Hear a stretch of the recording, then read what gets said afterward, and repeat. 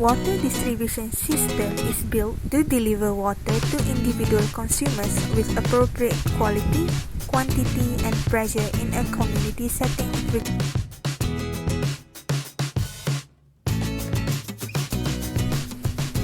According to the layout, 3 loops has been proposed. The supply pipe comes from the elevated water tank or reservoir. The diameter of each pipe has been determined that has ranged from 0.1 meter to 0.3 meter. Next, the water demand is calculated. In this project, we assume that the residential houses is a double-story terrace house.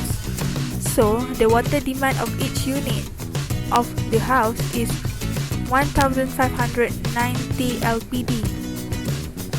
While for the kindergarten, we assume that it can accumulate 100% in the building, so the water demand is 55 LPD per student.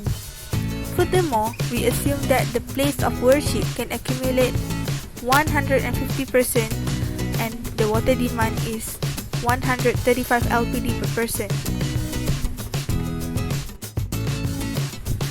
Based on the calculation, Loop 1 has 117,660 liter per day, Loop 2 has 102,070 liter per day, and Loop 3 has 125,610 liter per day.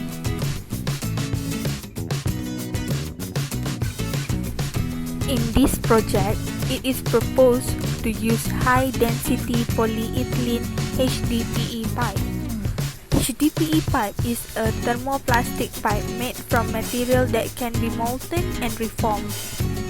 It is rugged, flexible, and durable. It has outstanding chemical and environmental stress crack resistance.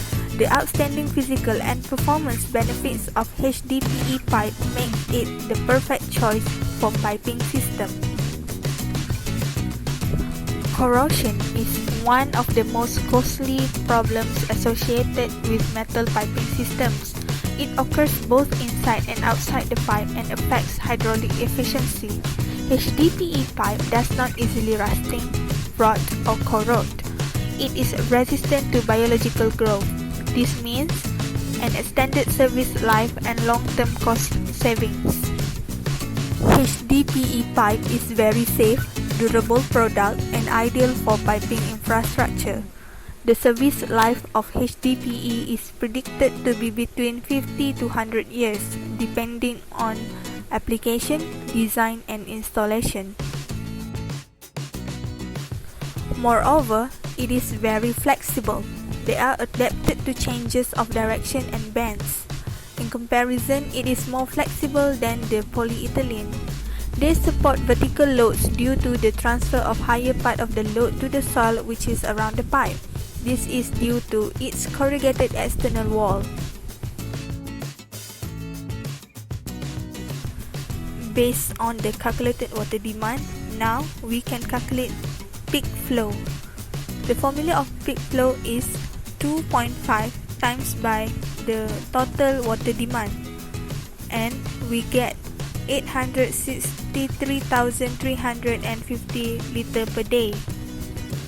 For fire flow in this project, we will consider Class D risk, which give 1,140 liter per minute. So the fire flow we get is 346,480 liter per day. Based on the design flow, we will design according to the higher value, which is the peak flow. The head balance method is used when the total discharge through the network is known.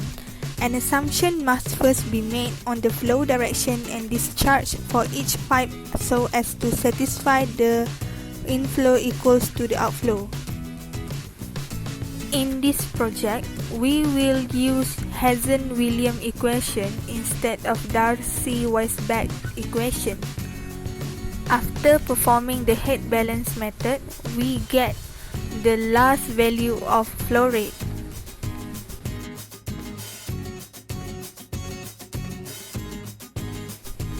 These are the value of the residual head.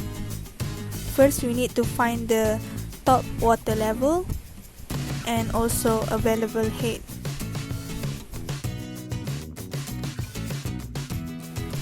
In this project, we will take galvanized pressed steel to build the water tank.